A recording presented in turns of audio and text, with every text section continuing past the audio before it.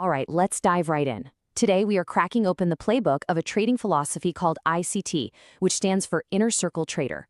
We're going to break down 8 key strategies that are all about trying to read the market's mind, to see the next move before it actually happens. Sound good? Let's get to it. You ever just stare at a chart and wonder, how do they do that? How does some traders just seem to nail those picture-perfect entries and exits time after time? It almost feels like they're playing chess while everyone else is playing checkers. Well, what if I told you it's not some kind of magic? What if it's just a playbook? That's what we're digging into today. The idea that the market leaves clues, and these strategies are how you learn to read them.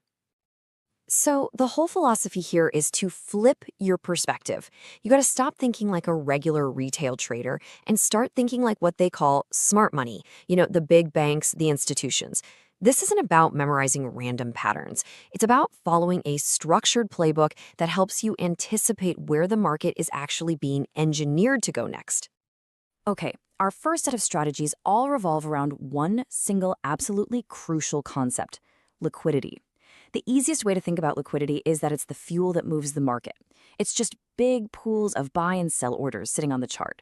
So these first few models are all about figuring out where that fuel is and then predicting the market's next move to go and grab it. First up to bat, we have the silver bullet. This is a classic reversal strategy that looks for a perfect storm of 3 things happening in a row. It all starts with a liquidity sweep. That's just a quick spike to grab all the stop losses. Then you get a market structure shift, a clear break that tells you, hey, the trend might be changing here. And finally, the entry. That comes from something called a fair value gap, or FVG. An FVG is just a little 3-candle pattern that signals a really aggressive move, leaving behind an imbalance, kind of like a vacuum. That little gap is where we look for an entry. So let's actually walk through it. Look at the diagram here.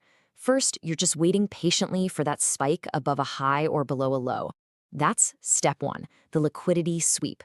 Step 2 is your confirmation. You see price break a key level, which confirms the reversal is probably real.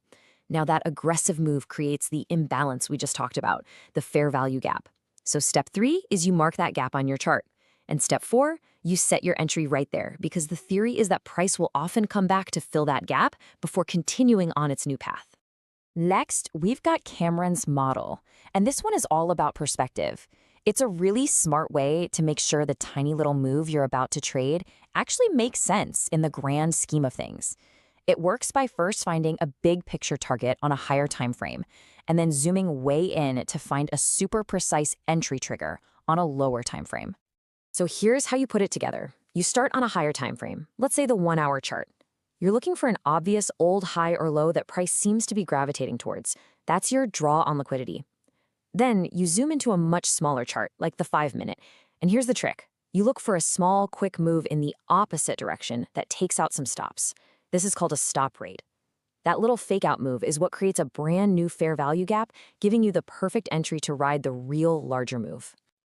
All right, now for a classic strategy with a fantastic name: Turtle Soup. This is, at its core, a failed breakout pattern. It's basically designed to catch the market in the act of hunting stop-loss orders. You know how you see an obvious price level and price pushes just far enough through it to trigger all those stops, and then it slams back in the other direction? Yeah, that's Turtle Soup. It's a trap for breakout traders. So trading this means you are actively betting against the crowd. You see that obvious low, but you don't trade the breakout. No. You wait for the raid. As you see here, you wait for the price to dip below that low, tap into a fair value gap that's sitting there, and then, this is the most important part, you wait for it to aggressively reject that level. Your entry happens when price shoots back above that original low, leaving everyone who sold the breakout trapped and confused. Okay, let's switch gears a little bit. For our next couple of strategies, we're going to focus less on actively hunting liquidity and more on reading these things called imbalances in the market. You can think of them as gaps or voids that get left behind after a really aggressive move. And often, these imbalances act like powerful magnets, just pulling price right back to them. Now, this slide shows a really powerful concept. On the left, you got your standard fair value gap. See how it acts like a little trampoline, an area of support? Price comes down to it and bounces. But now look at the right. This is what happens when that trampoline breaks. Price doesn't bounce, it smashes right through it with a full candle close. That disrespect completely flips its role. What was support now becomes resistance. And that, my friends, is an inversion FVG. So the trick to trading this is watching for that exact moment of disrespect. You find a normal FVG, but instead of bouncing, price closes firmly on the other side. Boom!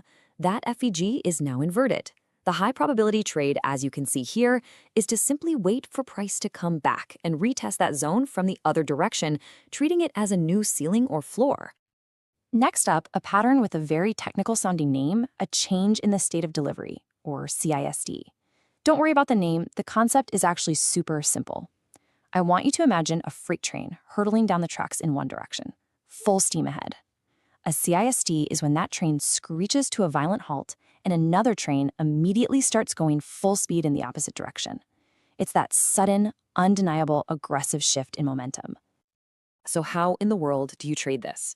Well, first you need that clear trending market, our freight train. Then you wait for it. That, whoa, where did that come from? Explosive move against the trend. That sudden aggression is what creates a brand new fair value gap. And that new FUG, that's your entry zone. You're essentially betting that the freight train has officially changed directions and you're hopping on for the new ride. All right, for our final section, we're going to zoom the microscope in even closer. We're looking at strategies based on the little stories that are told by just a few candlesticks, as well as some broader market cycles. Candle range theory, or CRT, is such a simple and elegant idea. It basically says that the high and the low of one single important candle can create its own little self-contained trading range. Those two levels, the very top and the very bottom of that one candle, they become the most important short-term targets for liquidity. And this slide lays out the whole thing like a perfect three-act play. Act 1 is your range candle. It sets the stage, it defines the boundaries. Act 2 is the sweep candle. It makes a dramatic move to attack the liquidity at one end of that range, but then it fails and reverses hard. That failure is your signal.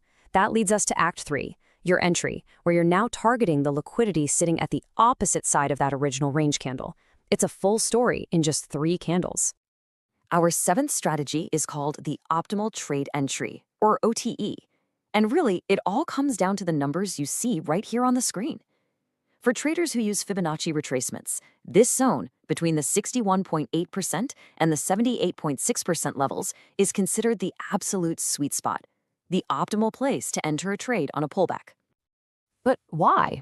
Why this specific zone? What makes it so optimal? Well, it comes down to 3 key things. First, as you can see, getting in deeper on a pullback gives you a much better risk-to-reward ratio. Second, it lets you place your stop loss in a much safer spot, usually just beyond the start of the whole move. And third, and maybe most importantly, it forces you to be patient and helps you avoid getting faked out by those shallow little pullbacks that are often designed just to stop out impatient traders. And for our final strategy, we're zooming back out to a big picture concept called the power of 3. This idea suggests that most market cycles, whether it's a day or a week, tend to unfold in 3 distinct phases. You have accumulation, where price is just chopping sideways, building up orders. Then comes the manipulation phase. This is the classic fake-out move designed to trap traders on the wrong side of the market.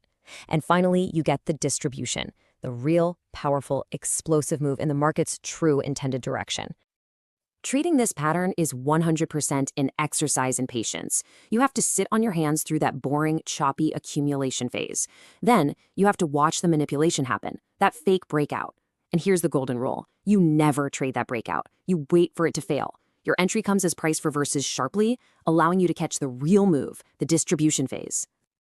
So, wow, we have just raced through 8 completely different strategies, everything from the silver bullet to the power of 3. And while they all have their own unique names and setups, they're really all just different expressions of the same handful of core principles about how markets actually work. If you forget everything else from today, just try to remember these 4 things. 1, liquidity is fuel. Price doesn't move randomly, it moves to where the orders are. 2, imbalances like fair value gaps are like footprints in the sand. They show you where the big money made its move. 3, these patterns are fractal. The same story plays out on the 1-minute chart as it does on the daily chart. And 4, always be a little bit suspicious. Manipulation, that fake-out move, so often comes right before the real move. This is the foundation of the entire playbook. We've covered a ton of ground today, laying out 8 different pages from the Smart Money Playbook. Each one is a different tool for a different job in a different market condition. So the real question I have for you is, now that you've had a peek at the playbook, which page are you going to turn to first?